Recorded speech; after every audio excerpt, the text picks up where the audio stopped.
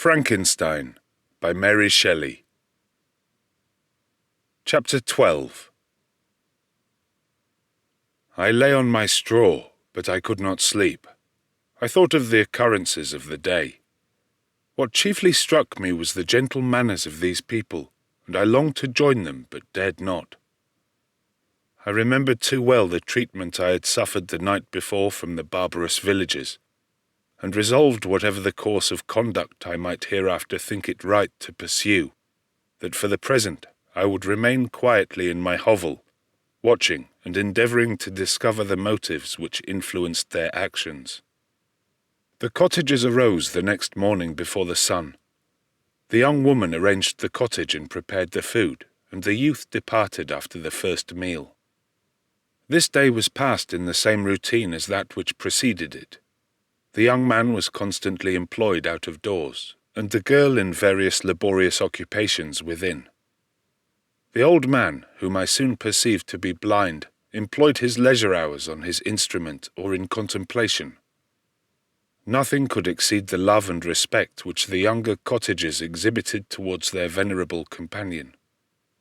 They performed towards him every little office of affection and duty with gentleness, and he rewarded them by his benevolent smiles. They were not entirely happy. The young man and his companion often went apart and appeared to weep. I saw no cause for their unhappiness, but I was deeply affected by it. If such lovely creatures were miserable, it was less strange that I, an imperfect and solitary being, should be wretched. Yet why were these gentle beings unhappy?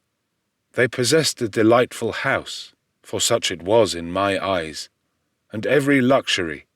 They had a fire to warm them when chill, and delicious viands when hungry. They were dressed in excellent clothes, and still more they enjoyed one another's company and speech, interchanging each day looks of affection and kindness. What did their tears imply? Did they really express pain? I was at first unable to solve these questions, but perpetual attention and time explained to me many appearances which were at first enigmatic.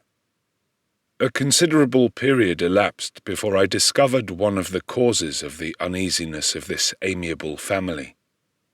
It was poverty, and they suffered that evil in a very distressing degree. Their nourishment consisted entirely of the vegetables of their garden and the milk of one cow, which gave very little during the winter, when its masters could scarcely procure food to support it. They often, I believe, suffered the pangs of hunger very poignantly, especially the two younger cottagers, for several times they placed food before the old man when they reserved none for themselves. This trait of kindness moved me sensibly. I had been accustomed during the night to steal a part of their store for my own consumption. But when I found that in doing this I inflicted pain on the cottagers, I abstained and satisfied myself with berries, nuts, and roots which I gathered from a neighbouring wood. I discovered also another means through which I was enabled to assist their labours. I found that the youth spent a great part of each day in collecting wood for the family fire, and during the night I often took his tools, the use of which I quickly discovered, and brought home firings sufficient for the consumption of several days. I remember the first time that I did this. The young woman, when she opened the door in the morning, appeared greatly astonished on seeing a great pile of wood on the outside. She uttered some words in a loud voice, and the youth joined her, who also expressed surprise. I observed with pleasure that he did not go to the forest that day, but spent it in repairing the cottage and cultivating the garden. By degrees I made a discovery of still greater moment. I found that these people possessed a method of communicating their experience and feelings to one another by articulate sounds. I perceived that the words they spoke sometimes produced pleasure or pain, smiles or sadness in the minds and countenances of the hearers. This was indeed a godlike science, and I ardently desired to become acquainted with it. But I was baffled in every attempt I made for this purpose. Their pronunciation was quick, and the words they uttered not having any apparent connection with visible objects, I was unable to discover any clue by which I could unravel the mystery of their reference. By great application, however, and after having remained during the space of several revolutions of the moon in my hovel, I discovered the names that were given to some of the most familiar objects of discourse. I learned and applied the words fire, milk, bread, and wood. I learned also the names of the cottagers themselves. The youth and his companion had each of them several names, but the old man had only one, which was father. The girl was called sister or Agatha, and the youth Felix, brother or son. I cannot describe the delight I felt when I learned the ideas appropriated to each of these sounds and was able to pronounce them. I distinguished several other words without being able as yet to understand or apply them, such as good, dearest, unhappy. I spent the winter in this manner. The gentle manners and beauty of the cottagers greatly endeared them to me. When they were unhappy, I felt depressed. When they rejoiced, I sympathized in their joys.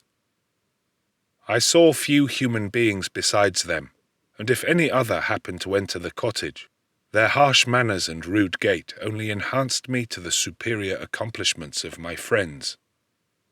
The old man, I could perceive, often endeavoured to encourage his children, as sometimes I found that he called them, to cast off their melancholy.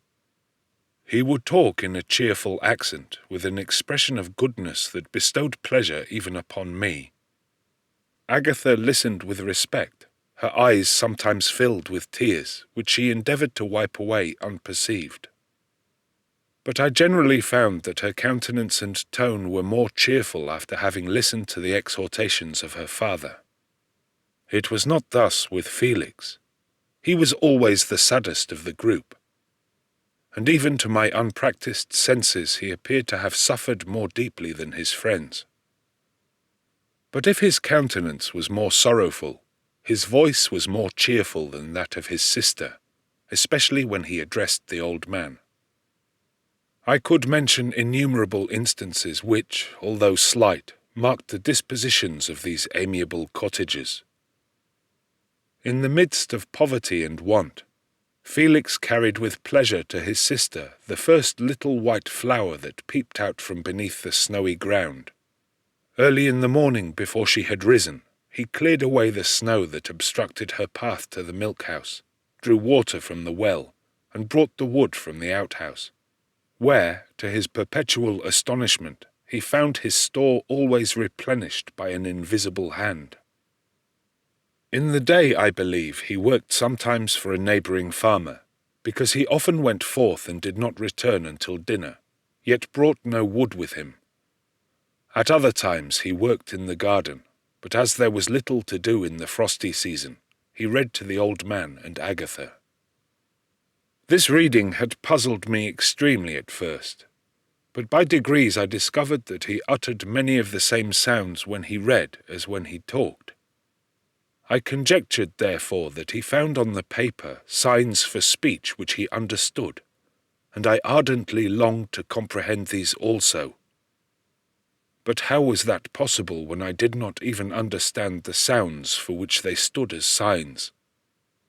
I improved, however, sensibly in this science, but not sufficiently to follow up any kind of conversation, although I applied my whole mind to the endeavour, for I easily perceived that, although I eagerly longed to discover myself to the cottages, I ought not to make the attempt until I had first become master of their language, which knowledge might enable me to make them overlook the deformity of my figure.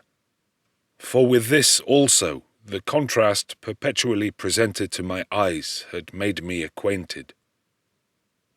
I had admired the perfect forms of my cottages, their grace, beauty, and delicate complexions. But how was I terrified when I viewed myself in a transparent pool? At first I started back, unable to believe that it was indeed I who was reflected in the mirror. and when I became fully convinced that I was in reality the monster that I am, I was filled with the bitterest sensations of despondence and mortification. Alas, I did not yet entirely know the fatal effects of this miserable deformity. As the sun became warmer and the light of day longer, the snow vanished, and I beheld the bare trees and the black earth. From this time Felix was more employed, and the heart-moving indications of impending famine disappeared. Their food, as I afterwards found, was coarse, but it was wholesome, and they procured a sufficiency of it. Several new kinds of plants sprang up in the garden, which they dressed, and these signs of comfort increased daily as the season advanced. The old man, leaning on his son, walked each day at noon, when it did not rain, as I found it was called when the heavens poured forth its waters. This frequently took place, but a high wind quickly dried the earth, and the season became far more pleasant than it had been. My mode of life in my hovel was uniform. During the morning I attended the motions of the cottagers, and when they were dispersed in various occupations, I slept. The remainder of the day was spent in observing my friends. When they had retired to rest, if there was any moon or the night was starlight, I went into the woods and collected my own food and fuel for the cottage. When I returned, as often as it was necessary, I cleared their path from the snow and performed those offices that I had seen done by Felix. I afterwards found that these labours, performed by an invisible hand, greatly astonished them, and once or twice I heard them, on these occasions, utter the words, "Good spirit, wonderful," but I did not then understand the signification of these terms. My thoughts now became more active, and I longed to discover the motives and feelings of these lovely creatures. I was inquisitive to know why Felix appeared so miserable and Agatha so sad. I thought, foolish wretch, that it might be in my power to restore happiness to these deserving people. When I slept or was absent, the forms of the venerable blind father, the gentle Agatha, and the excellent Felix flitted before me. I looked upon them as superior beings who would be the arbiters of my future destiny. I formed in my imagination 1,000 pictures of presenting myself to them, and their reception of me. I imagined that they would be disgusted, until by my gentle demeanour and conciliating words, I should first win their favour, and afterwards their love. These thoughts exhilarated me, and led me to apply with fresh ardour to the acquiring the art of language. My organs were indeed harsh, but supple, and although my voice was very unlike the soft music of their tones, yet I pronounced such words as I understood with tolerable ease. It was as the ass and the lapdog, yet surely the gentle ass, whose intentions were affectionate, although his manners were rude, deserved better treatment than blows and execration.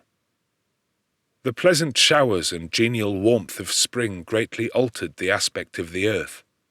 Men who before this change seemed to have been hid in caves dispersed themselves and were employed in various arts of cultivation. The birds sang in more cheerful notes, and the leaves began to bud forth on the trees. Happy, happy earth, fit habitation for gods, which so short a time before was bleak, damp, and unwholesome. My spirits were elevated from the enchanting appearance of nature. The past was blotted from my memory, the present was tranquil, and the future gilded by bright rays of hope and anticipations of joy.